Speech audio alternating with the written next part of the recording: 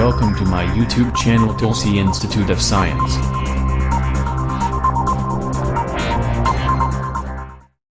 जय हिंद। चलिए हम लोग देखते हैं क्लास 10 का केमिस्ट्री के फर्स्ट चैप्टर रासायनिक अभिक्रिया एवं उनकी विशेषताएं। हम लोग इस वीडियो में रासायनिक अभिक्रिया एवं उनके प्रकार के बारे में डिस्कस करेंगे। हम कोशिश करेंगे कि इसमें वो सब टॉपिक्स आपको क्लियरली समझ में आ जाए।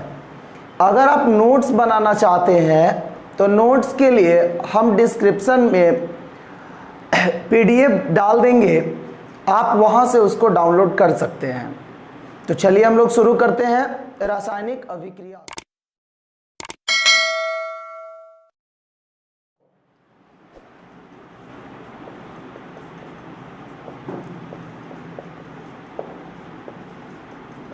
रासायनिक अभिक्रिया को इंग्लिश में केमिकल रिएक्शन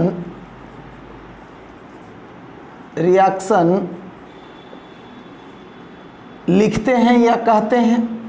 जैसे गाय को इंग्लिश में काऊ बोलते हैं, वैसे ही रासायनिक अभिक्रिया को इंग्लिश में केमिकल रिएक्शन बोलेंगे।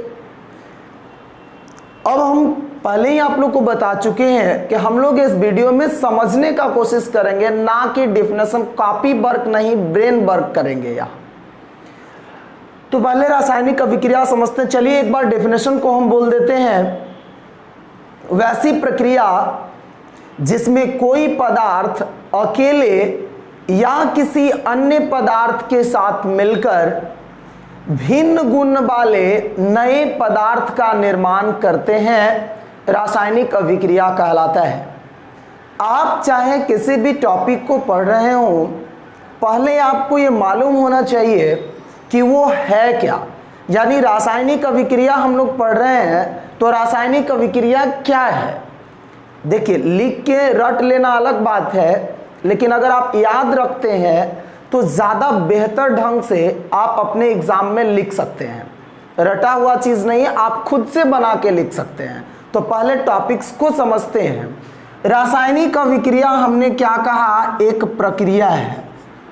एक क्या है, प्रक्रिया है, मतलब कोई काम होगा यहाँ पे जिसमें कोई पदार्थ अकेले या किसी अन्य पदार्थ के साथ मिलकर एक नए गुण वाले पदार्थ का निर्माण कर देगा। एक एग्जाम्पल सोच के चलते हैं। ए नाम का कोई पदार्थ है, ये बेचारे बी जी से मिल गए हैं और मिल जाने के बाद ए बना लिया है किसको बनाया, सी को बनाया। चलिए साथ में हम ये भी लिख देते हैं, डी को भी बना लिया है। आप यहाँ ऐसे नहीं समझेंगे कि एगो गर्ल्स और बॉयज दोनों मिलके और दो बच्चा बना लिया तो ये गर्ल्स बॉयज भी जिंदा ही है। यहाँ ऐसे रासायनिक अभिक्रिया में नहीं होता है। रासायनिक अभिक्रिया में जो पदार्थ हम लोग पहले दे रहे थे वो धीरे धीरे डिक्रीज करता चला जाएगा और जो नया पदार्थ बन रहा है उसी रेशियो से वो इंक्रीज होगा। कहने का साफ मतलब है कि आपके पास एक 500 रुपये का नोट है, आप उसमें अपना नाम लिखे हुए हैं और आपको उसको चेंज कराना है, तो आप उसको चेंज कराएंगे। तो चेंज कराने के बाद आपको वो 500 रुपया तो मिल गया, लेकिन वो पहले वाला नोट नहीं मिला है। उसी प्रकार यहाँ आपको क्या समझना है, देखिए, जो पदार्थ रासायनिक अभिक्रिया में भाग लेगा उसको बोलेंगे अभिकारक। क्या बोलते हैं उसको? अभिकारक बोलते हैं। इंग्लिश में उसको रिएक्टेंट कहा जाता है।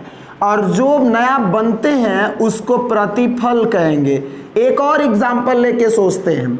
आपके घर में या आपके पास एक गिलास चावल उपस्थित है, आपके पास आधा गिलास दाल भी उपस्थित है, आपके पास थोड़ा सा नमक भी है, हल्दी भी है।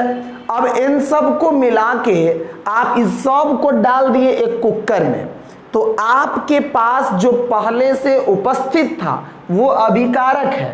और आप लोग को तो मालूम है ही कि जब इस सब को डाल दिए हैं एक कुकर में तो कन्फर्म है कि खिचड़ी बन जाएगा। तो वो खिचड़ी जो है हमारा वो प्रतिफल है। एक बात बताइए, आपका दोस्त अगर आया, आप बोलता है कि हम एक गिलास जो चावल रखा हुआ था वो अब हमको दो, तो वो संभव नहीं, क्योंकि आपने उसको क्या बना दिया, प्रतिफल में कन्वर्ट कर दिया है। आप इससे ये समझे कि अभिकारक कम हो जाएगा और प्रतिफल, देखिए जिस रेट से अभिकारक कमेगा उसी रेट से प्रतिफल बढ़ेगा भी। तो रासायनिक अभिक्रिया में अभी आपने देखा कि एक ऐसा प्रक्रिया है जिसमें कोई पदार्थ अकेले या किसी दूसरे पदार्थ के साथ मिलकर नए पदार्थ का निर्माण कर रहा है। अब इसका एक किताब के भाषा में एग्जाम्पल लेके चलते हैं। तो आप चले गए लेबोरेटरी में, लेबोरेटरी मतलब प्रयोगशाला में, वहां आपको हाइड्रोजन आपके पास अवेलेबल है और बेचारे ऑक्सीजन जी भी अवेलेबल थे। आपने उन दोनों को एक साथ मिलाया और मिला करके H2O बनाया। क्या बनाया, H2O बनाया। हम बैलेंस नहीं कर रहे हैं, हम आपको आपका पॉइंट रासायनिक अभिक्रिया अभी समझा रहे हैं। तो आपने देखा कि H2 और O2 दोनों मिलके और H2O बना रहे हैं। तो हम इसको क्या बोल देंगे, अभिकारक, और इसको हम बोल देंगे प्रतिफल। तो ये क्लियर हुआ आपका। अब ये मत आप लोग सोच लीजिएगा कि सर खिचड़ी का बनना क्या रासायनिक अभिक्रिया है, यहाँ हाइड्रोजन और ऑक्सीजन का मिलना यहाँ रासायनिक अभिक्रिया होगा। इसी प्रकार अगर Na सोडियम जी बेचारे अगर क्लोरीन जी के साथ मिलते हैं तो बना लेंगे सोडियम क्लोराइड। तो ये सब कौन सी अभिक्रिया हो गया, रासायनिक अभिक्रिया हो गया। क्लियर है। अब देखिए आते हैं रासायनिक अभिक्रिया के प्रकार के पास। ये तो हमारा क्लियर हो गया, पूरा रासायनिक अभिक्रिया तो क्लियर है। अब आप कहेंगे सर आपने तो दो पदार्थ मिलाया, अकेले वाला तो आपने कभी दिखाया नहीं। तो चलिए वो भी देख लेते हैं। आपके पास H2O अवेलेबल था, आपने उसको गर्म कर दिया या आप किसी कंटेनर में रख के आप उससे इलेक्ट्रिसिटी पास करवा दिए, चाहे कोई भी प्रक्रिया किए, उससे कोई यहाँ विशेष मतलब नहीं है। आपके पास एक पदार्थ था, आपने उसको गर्म किया, धूप में रखा, कहीं रखा, उससे कोई मतलब नहीं। ये अलग अलग बेचारा टूट गया है। और एक बात देखिए, यहाँ टूट गया तो कैसा बन गया, ये पहले था द्रवावस्था में, पूरा मजे ले रहा था, साथ में था, अब अलग अलग टूट गया तो गैस अवस्था में बदल गया। कौन सी अवस्था में, गैस की अवस्था में। मतलब पहले लिक्विड स्टेट में था, अब दोनों गैस स्टेट में कन्वर्ट हो गए। तो देखिए अकेले यह रासायनिक अभिक्रिया किया कि नहीं किया, यहां किसी के साथ मिलके कर रहा है। रासायनिक अभिक्रिया कई प्रकार के होते हैं। अगर सामान्य रूप से समझा जाए तो रासायनिक अभिक्रिया दो प्रकार के होंगे, एक उत्कर्मणीय और दूसरा अनुत्कर्मणीय। एक हमने क्या बोला, उत्कर्मणीय, और दूसरा क्या बोला, अनुत्कर्मणीय। तो चलिए पहले समझते हैं हम लोग उत्कर्मणीय और अनुत्कर्मणीय। तो हमने कहा उत्कर्मणीय और अनुत्कर्मणीय, और अनुत्कर्मणीय। थोड़ा देखिए हमको हिंदी कमजोर है। चलिए उत्कर्मणीय मतलब समझिए, अगर A और B अभी देखिए, हम ज्यादातर एग्जाम्पल A और B लेके ही समझाएंगे। A और B एग्जाम्पल आपको दिए हम किसका, अभिकारक का, और आपने इसको बनाया C और D। कुछ रासायनिक अभिक्रियाएं ऐसी होती है कि A और B मिलके C और D बना रहा है, आप कुछ ऐसा कर देंगे जिससे C और D मिलके फिर से A और B बना देगा। तो देखिए यहां क्या है, दोनों तरफ से अभिकारक से प्रतिफल को भी बनाया जा सकता है और प्रतिफल से अभिकारक को भी बनाया जा सकता है। जब ऐसा सिचुएशन आए, यानी वैसी रासायनिक अभिक्रिया हो जिसमें अभिकारक से प्रतिफल भी बनाया जा सकता है और प्रतिफल से अभिकारक को बनाया जा सकता है, तब उस प्रकार की रासायनिक अभिक्रिया को उत्कर्मणीय अभिक्रिया कहेंगे। उत्कर्मणीय एक एग्जाम्पल भी आपके सामने H2 को अगर आप O2 के साथ मिक्सअप करते हैं तो H2O बन जाएगा, और आप अगर H2O को गर्म कर दीजिएगा, ये गर्म का सिंबल है, तो H2 और O2 अलग अलग टूट जाएगा। तो आप इस अभिक्रिया को उत्कर्मणीय बोल सकते हैं। उत्कर्मणीय क्यों बोल सकते हैं? क्योंकि यह दोनों तरफ से संभव है, अभिकारक से प्रतिफल के तरफ भी और प्रतिफल से अभिकारक के तरफ भी, कोई दिक्कत नहीं है। अब इसके बाद है अनुत्कर्मणीय। तो अनुत्कर्मणीय वैसी रासायनिक अभिक्रिया है जिसमें ये अभिक्रिया एक ही तरफ से संभव हो, मतलब अभिकारक से प्रतिफल बनेगा। अब आप उसके बाद कुछ भी कर लो, वो प्रतिफल से अभिकारक नहीं बनेगा, मतलब एक बार अगर चली गई तो वापस लौट के नहीं आएगी। ये बात एकदम याद रखने का। अब यहाँ एक एग्जाम्पल हम ले लेते हैं, इस एग्जाम्पल को आगे इसके प्रकार में समझा जाएगा, लेकिन हम अभी ले लेते हैं। जैसे हमने लिखा Fe+ CuSO4 रिएक्शन किया, बनाया FeSO4 प्लस Cu। इसमें अगर नहीं भी समझ में आया तो टेंशन नहीं लेने का, अंदर समझ लेंगे इसको। अगर आप चाहें कि ऐसे ही Cu प्लस FeSO4 अगर कराएं तो ये रिएक्शन नहीं होगा। इसका रीजन हम इस वीडियो में अंदर देखेंगे। अभी आपको यह देखने को मिल रहा है कि अभिकारक से आप प्रतिफल बना ले रहे हैं, लेकिन यह प्रतिफल से अभिकारक बनने को तैयार नहीं है। तो इस प्रकार की अभिक्रिया को हम लोग नॉन रिवर्सेबल रिएक्शन या अनुत्कर्मणीय अभिक्रिया कहेंगे। तो आप अभी सीखे उत्कर्मणीय और अनुत्कर्मणीय। हालांकि क्लास 10 के एनसीईआरटी बुक में उत्कर्मणीय और अनुत्कर्मणीय के बारे में कोई डिस्कशन नहीं है, फिर भी जान लीजिए, हर्जा नहीं करेगा। तो आपने अभी सीखा उत्कर्मणीय और कौन सा उत्कर्मणीय। उत्कर्मणीय दोनों तरफ प्रतिफल से अभिकारक भी बन सकता है और प्रतिफल से अभिकारक और अभिकारक से प्रतिफल भी। इसमें सिर्फ अभिकारक से प्रतिफल बनेगा, प्रतिफल से अभिकारक नहीं बनेगा, यानी अगर एक बार चली गई तो वापस नहीं आएगी। क्लियर है ये भी? अब इसके आगे चलते हैं, जो हम लोग को बुक में पढ़ना है रासायनिक अभिक्रिया के प्रकार, उसके बारे में।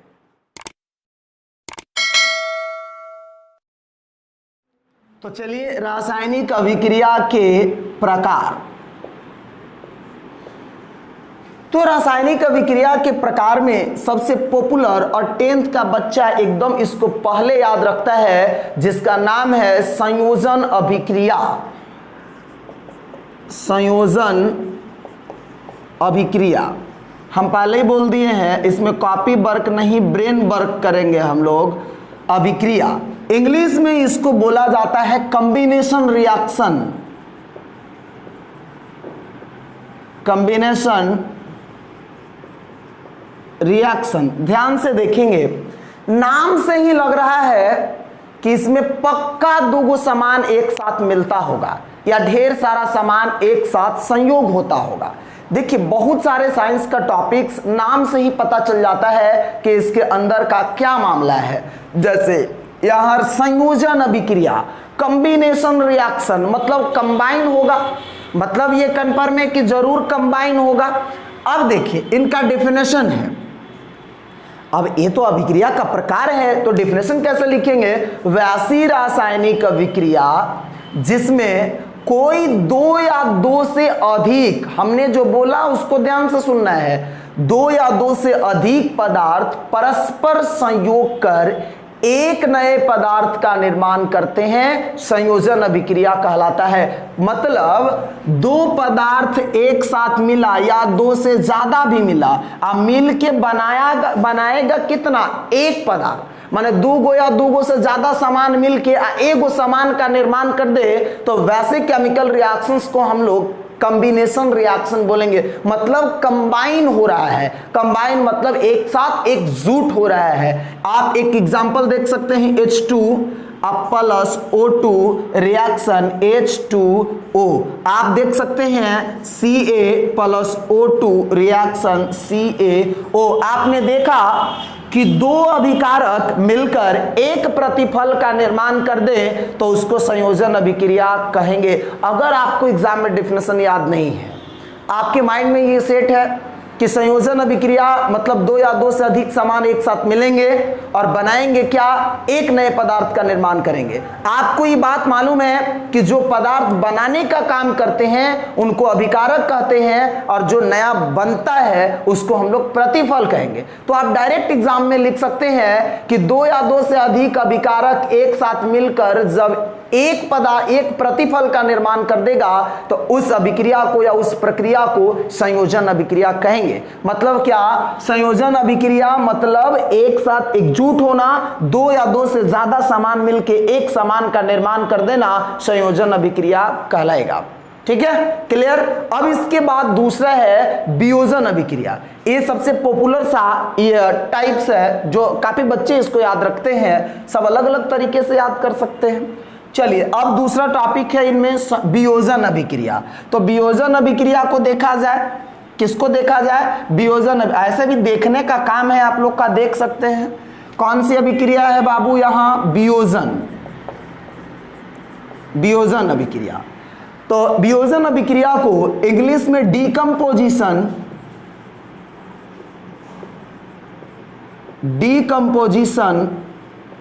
रिएक्शन बोलेंगे। अब देखिए ये डीकंपोजिशन रिएक्शन क्या है, तो नाम से ही पता चल रहा है, लग रहा है कि टूटने फूटने का कांड होगा क्या।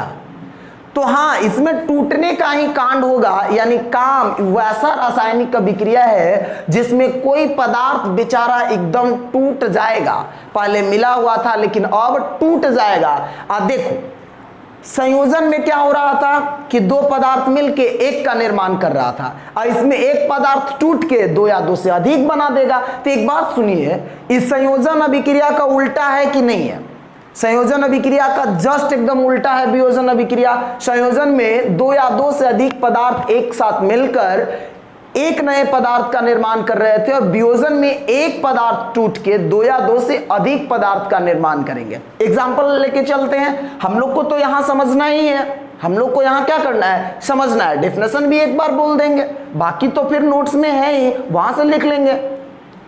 चलिए, और आपको लिखने की जरूरत नहीं पड़ेगी, आप अगर समझ लेंगे तो खुद से भी लिख दे सकते हैं। एगो हमने अभिकारक लिया H2, ये हमने क्या लिया है बाबू, अभिकारक, यानी रिएक्टेंट है। ये टूटा मतलब ये रासायनिक अभिक्रिया किया तो H2 और O2 में अलग अलग टूट गया, यानी ये अभी हमारा प्रतिफल है। आप देखें NaCl को, सोडियम क्लोराइड, Na और प्लस में Cl2, तो इसको हम लोग बोलते हैं क्या, अभिकारक, और ये वाला बेचारा हमारा जो है वो प्रतिफल है। अब देखिए इंग्लिश में रिएक्टेंट, ये प्रोडक्ट है। यहां देख रहे हैं कि एक रिएक्टेंट एक से ज्यादा यानी दो से भी ज्यादा प्रोडक्ट का फॉर्मेशन कर रहा है, तो इस प्रकार के केमिकल रिएक्शन को डीकंपोजिशन रिएक्शन कहेंगे। यानी वैसी रासायनिक अभिक्रिया जिसमें किसी यौगिक के बड़े अणु टूटकर दो या दो से अधिक सरल अणुओं में परिवर्तित या बदल जाते हैं, तो उस प्रकार की रासायनिक अभिक्रिया को हम लोग वियोजन अभिक्रिया कहेंगे। कौन सी अभिक्रिया, वियोजन अभिक्रिया। तो ये भी क्लियर हो गया, वियोजन अभिक्रिया भी आपने सीख गया। संयोजन मतलब जोड़ना, वियोजन मतलब तोड़ना, एकदम बिहारी भाषा में सीखना है, कोई विशेष स्ट्रेस के साथ नहीं पढ़ना है। चलिए अब थर्ड नंबर पे आते हैं हम लोग। तीसरा इनका टाइप है विस्थापन। देखिए एक ही आदमी का नाम काका है, विस्थापन, उसी को प्रतिस्थापन भी बोलेगा, प्रतिस्थापन भी, उसी को हम लोग एकल विस्थापन भी बोलेंगे, विस्थापन अभिक्रिया। ठीक है, इंग्लिश में इसको डिस्प्लेसमेंट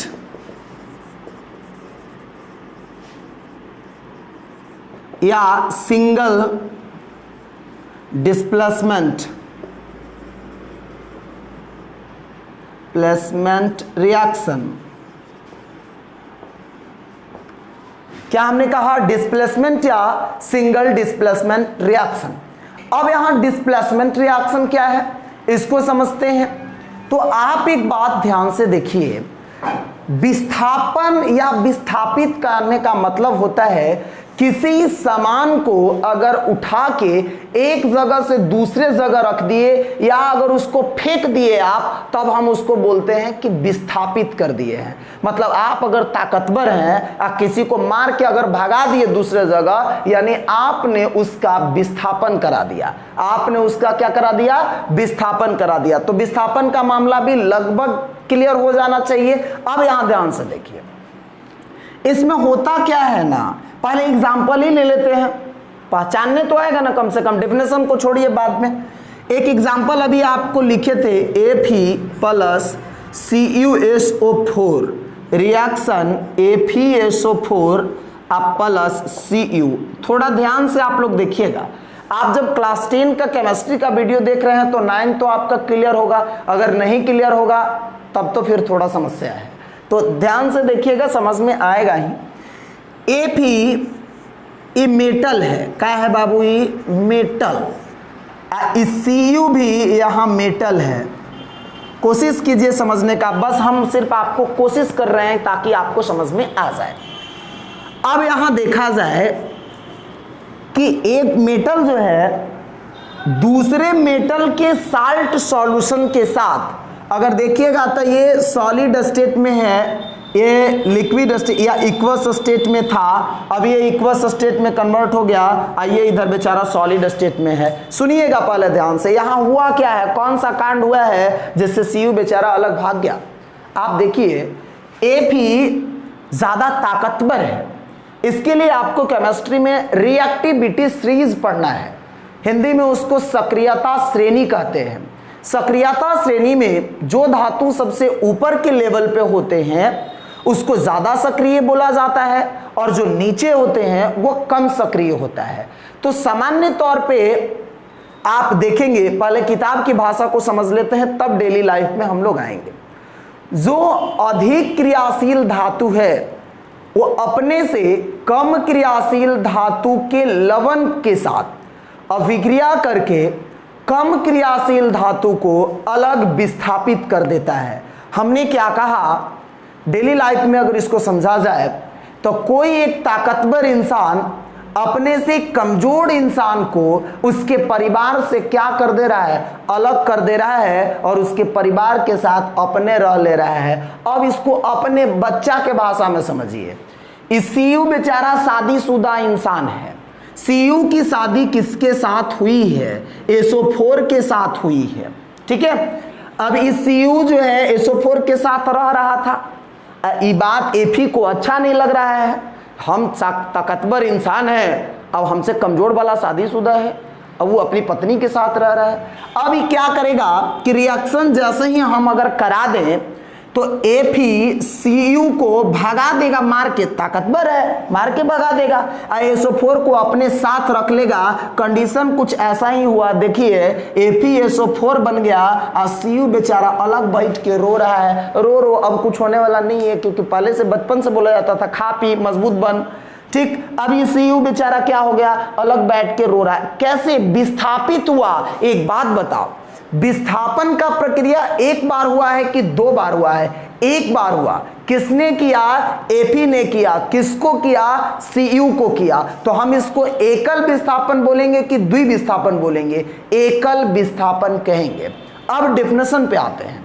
वैसी रासायनिक अभिक्रिया जिसमें किसी यौगिक के परमाणु को किसी दूसरे परमाणु के द्वारा विस्थापित कर दिया जाता है, एकल विस्थापन अभिक्रिया कहलाता है। डेफिनेशन से आपको हम इसको समझा दे रहे हैं।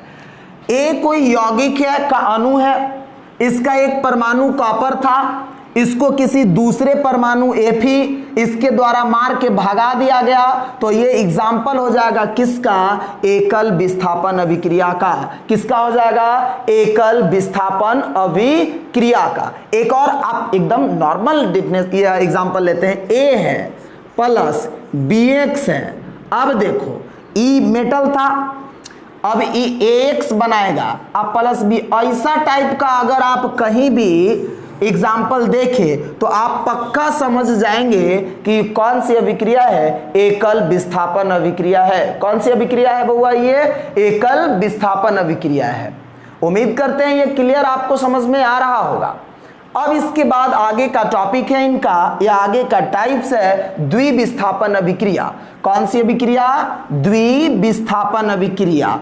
हमने पहले ही बोला कि इसमें हम लोग इस वीडियो में लिखेंगे नहीं, बस समझने का कोशिश करेंगे। तो हमने क्या लिखा? द्विविस्थापन, द्विविस्थापन या उभय विस्थापन, उभय विस्थापन अभिक्रिया। हम दो बार नहीं, एक ही बार अभिक्रिया लिख दिए। इंग्लिश में डबल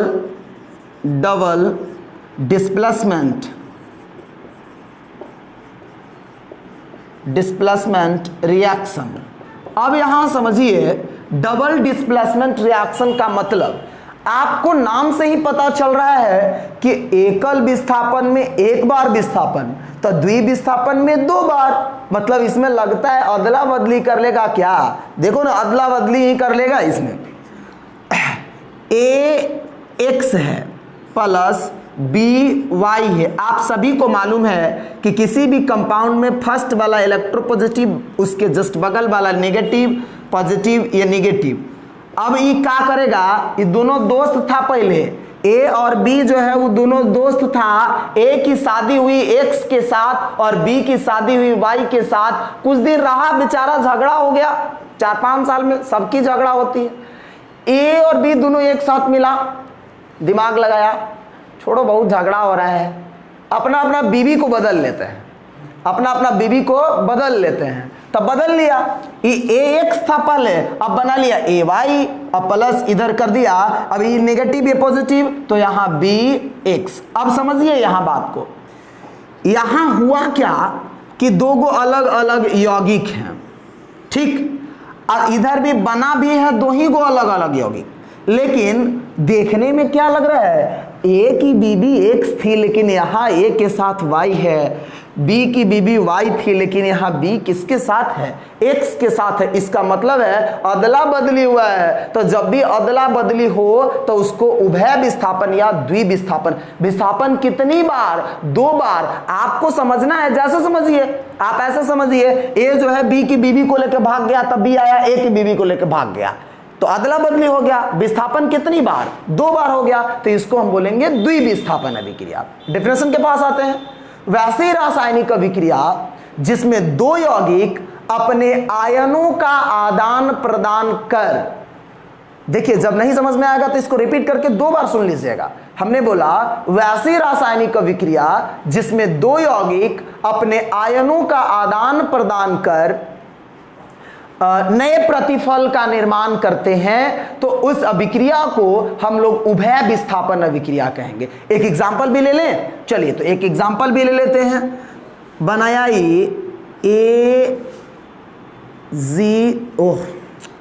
NaCl प्लस AgNO3। देखिए इसमें इलेक्ट्रोपॉजिटिव ही नेगेटिव ही पॉजिटिव ही नेगेटिव, NO3 पूरा नेगेटिव है, तो ये बनाया AgCl अब प्लस NaNO3। देखिएगा ध्यान से, Na के साथ पहले Cl था, लेकिन अब Na के साथ NO3 है, जबकि NO3 किसके साथ था? Ag के साथ। यहाँ Ag के साथ Cl है, मतलब ये पॉजिटिव है नेगेटिव अपने में अदला बदली किया। तो इस प्रकार के अभिक्रिया को हम लोग उभय विस्थापन अभिक्रिया कहेंगे। कौन सी अभिक्रिया? उभय विस्थापन अभिक्रिया। तो उम्मीद करते हैं आपको उभय विस्थापन अभिक्रिया भी समझ में आ गया। अब इसके आगे के टॉपिक को चलते हैं, विद्युत अपघटन अभिक्रिया। आगे का टॉपिक क्या हम लोग लेके चलते हैं? विद्युत अपघटन अभिक्रिया। तो जल्दी से इसको मिटा दें और जल्दी से लिखते हैं। चलिए, तो हमने लिखा वैद्युत। देखिए किसी किसी बुक में इसको वैद्युत अपघटन भी बोलता है, तो हम वही लिख दिए अपघटन अभिक्रिया। अभिक्रिया इंग्लिश में बाबू इसको इलेक्ट्रिकल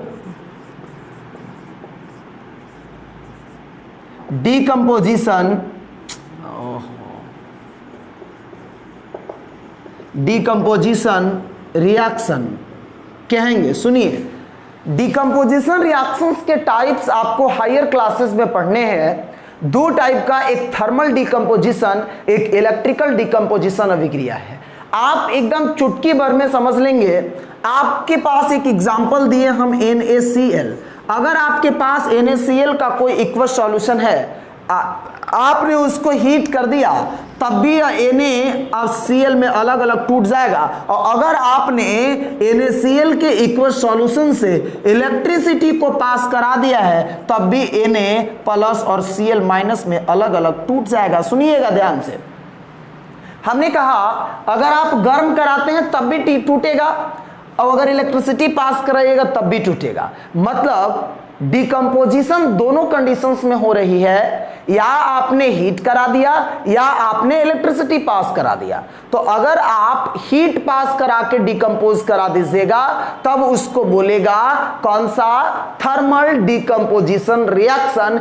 हिंदी में बोलेंगे उष्मीय वियोजन अभिक्रिया, जो कि अभी 10th क्लास में आपको पढ़ना नहीं है। तो लेकिन समझ तो गए कि अगर किसी सामान को तोड़ फोड़ कर दिए गर्म करके, पानी, ऐसे एग्जांपल ले लीजिए H2O को, इसको गर्म कर दीजिए, बेचारा H2 अलग हो गया, O2 अलग हो गया, तो थर्मल डिकम्पोजिशन रिएक्शन।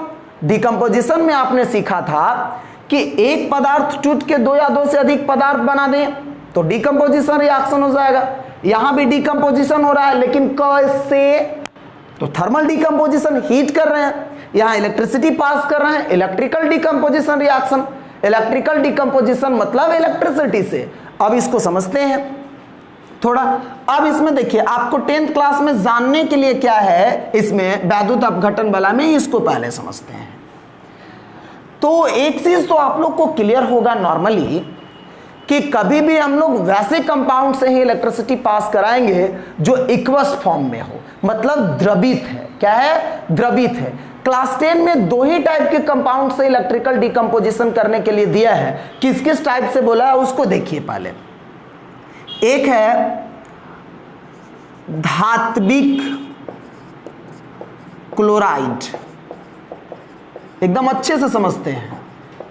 एक है धात्विक ऑक्साइड, धात्विक ऑक्साइड। तो धात्विक क्लोराइड और धात्विक ऑक्साइड के बारे में समझते हैं। देखिए, कोई धातु जब क्लोरीन के साथ मिलकर, किसके साथ? क्लोरीन के साथ मिलता है, तब धात्विक क्लोराइड बनता है।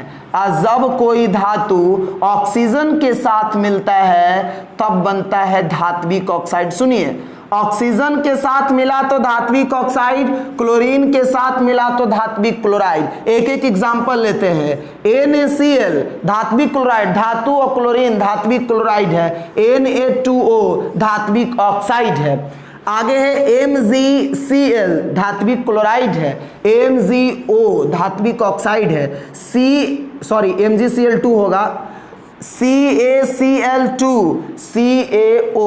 ध्यान दे रहे हैं आप लोग? धातु जब क्लोरीन से मिल रहा है तो धात्विक क्लोराइड बना रहा है, धातु जब ऑक्सीजन से मिल रहा है तो धात्विक ऑक्साइड बना रहा है।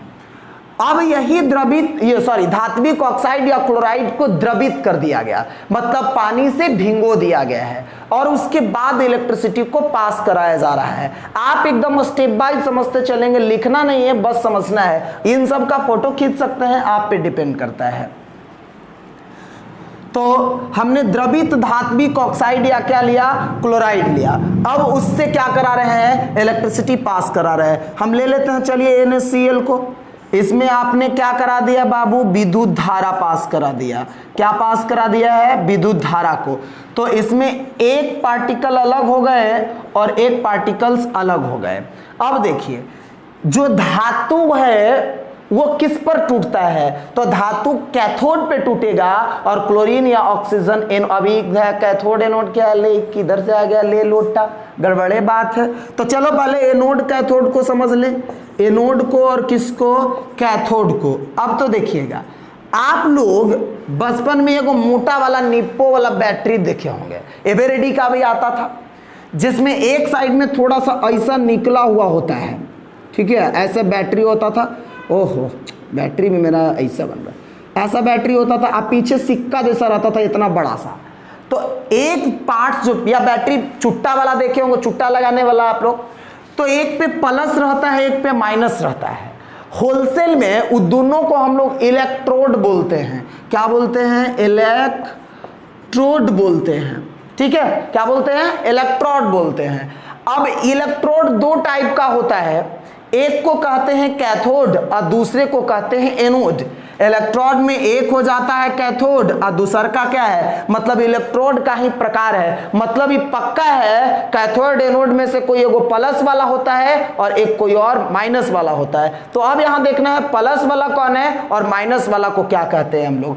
तो कैथोड बाबू बोलते हैं हम लोग माइनस वाले को, अब प्लस वाले को एनोड बोलते हैं। मतलब जो प्लस वाला चुट्टा लगाने वाला है वो एनोड है, आपसे क्या बोलिएगा उसको? एनोड। और माइनस वाला उसको कैथोड। याद कैसे रखेंगे? तो सीबीएसई वाला बच्चा प्लस को बोलता है ऐड, एडिशन करेंगे। तो ऐड और एनोड दोनों लग रहा है सेम ही चीज है। तो देखिए, तो प्लस वाला एनोड, अब बाकी बच गया माइनस वाला कैथोड। आप जैसे याद रखिए, तो कैथोड और एनोड का मामला तो यहां क्लियर हो गया पहले कि एगो प्लस वाला एगो माइनस वाला। फिर से रिपीट कर दें, प्लस वाले को एनोड और माइनस वाले को कैथोड बोलते हैं। अब ये कैथोड और एनोड का जो मामला है उसमें देखा जाए कि किस पर धातु टूटेगा और किस पे ऑक्सीजन और क्लोरीन टूटेगा। ठीक है, तो देखिए, एक को हमने नाम रखा था एनोड और दूसरा नाम रखा क्या? कैथोड। सुनिएगा ध्यान से, इस पर बाबू प्लस चार्ज और इस पर बाबू माइनस चार्ज। ठीक है, अब इसको अगर इस पर इन दोनों में से कौन टूटेगा तो आप अगर तेज होंगे, आना है तो कुछ देर बाद बन जाइएगा, टेंशन क्यों ले रहे हैं। अगर आप तेज नहीं हैं तब वेट कीजिए। अब अगर आप तेज हैं तो दिमाग लगाइए, बकलोल कहीं का देख इधर, जिस पे प्लस चार्ज पहले से है तो पक्का माइनस वाला को पटाएगा, अपने पास रखेगा। और जिस पे माइनस पहले से है तो प्लस वालों को, ऐसा सुने आप कभी रमेश कुमार की शादी सुरेश कुमार के साथ हो रही है, चलिएगा बारात में चलना है ना। कभी भी देखते हैं कि शादी होता है तो एगो लड़का एगो लड़की रहती है, नॉर्मली सामान्य तौर पे अगर देखा जाए तो। वैसे ही अगर प्लस चार्ज वाला है तो माइनस वाला को एक्सेप्ट करेगा और माइनस वाला तो प्लस वाले को एक्सेप्ट करेगा। इसमें समस्या क्या है? कोई समस्या नहीं है। मतलब अब साफ दिख रहा है। एगो बात बताओ, धातु जो है वो अपने आप को पॉजिटिव दिखाता है, मतलब वैद्युत धनात्मक गुण का होता है धातु, टेंशन लेने का नहीं। 10th क्लास का 3rd चैप्टर धातु अधातु है पढ़ने के लिए, तो उसमें टेंशन नहीं लेने का, आप वहां से सीख लेंगे। तो हम क्या बोले, धातु पे कौन सा चार्ज है? प्लस चार्ज है। अब क्लोरीन या ऑक्सीजन पे कौन सा चार्ज है? रहता है माइनस। क्लोरीन या ऑक्सीजन, अगर आप थोड़ा तेज होंगे 9th क्लास में तो क्लोरीन के 72 कक्षा में 7 इलेक्ट्रॉन होता है। तो जिसके 72 कक्षा में 7 इलेक्ट्रॉन है तो वो एक एक्सेप्ट करेगा किसी से। तो जब एक किसी से एक्सेप्ट करेगा मतलब अपने आप को ऋणात्मक दिखाया, तो क्लोरीन तो ऋणात्मक, एक मामला क्लियर। हटा हटा हटा, चल साइड हो इसको। ऑक्सीजन, इसके आउटर मोस्ट सेल में 6 इलेक्ट्रॉन्स होते हैं, मतलब 72 कक्षा में 6 इलेक्ट्रॉन। तो कंफर्म है कि 2 इलेक्ट्रॉन और किसी से लेगा, क्योंकि सब ऑक्टेट पूरा करना चाहता है। तो 2 किसी से लेगा, मतलब ये भी माइनस वाला।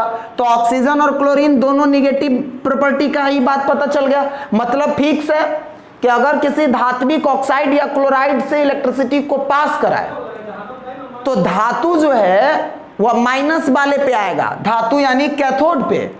और खासकर क्लोरीन और ऑक्सीजन की बात करें तो वो एनोड पर टूटेगा। आपसे पूछेगा कि वैद्युत अपघटन अभिक्रिया में धातु किस पर टूटता है या किस इलेक्ट्रोड पर टूटता है, तो धातु एनोड पर टूटेगा। और जो ऑक्सीजन या क्लोरीन है वो किस पर टूटेगा, तो एनोड पर।